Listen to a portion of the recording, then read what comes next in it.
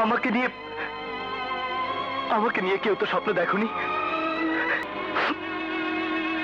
বাংলা চলচ্চিত্রের জনপ্রিয় নায়ক সালমান শাহর মৃত্যুর প্রায় ৩ দশক পর মামলাটি নতুন মোড় নিয়েছে। আদালত এবার কবর থেকে তার মরদেহ উত্তোলনের নির্দেশ দিয়েছেন। জনপ্রিয় এই চিত্রনায়কের মৃত্যুর প্রকৃত কারণ উদ্ঘাটনের জন্যই এই নির্দেশ দেওয়া হয়েছে।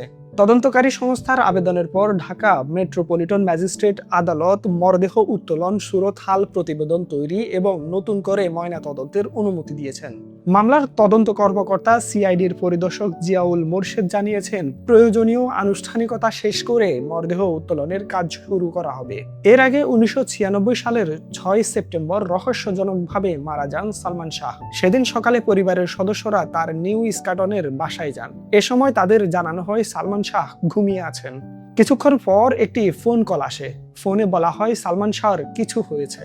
দ্রুত বাসায় ফিরে পরিবারের সদস্যরা তাকে শয়নকক্ষে নিথর অবস্থায় দেখতে পান। এরপর হাসপাতালে নেওয়া হলে চিকিৎসক তাকে মৃত ঘোষণা করেন। ময়নাতদন্ত শেষে তার মরদেহ সিলেটের শাহজালালের মাজার প্রাঙ্গণে দাফন করা হয়।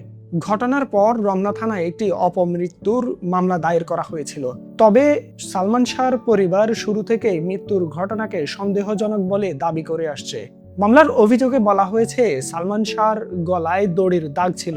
এছাড়া মুখমণ্ডল ও শরীরের বিভিন্ন স্থানে আঘাতের চিহ্নও দেখা গিয়েছিল।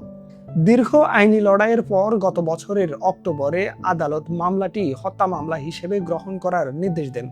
এরপর সালমান শাহর মামা মোহাম্মদ আলমগীর রমনা থানায় হত্যা মামলা দায়ের করেন।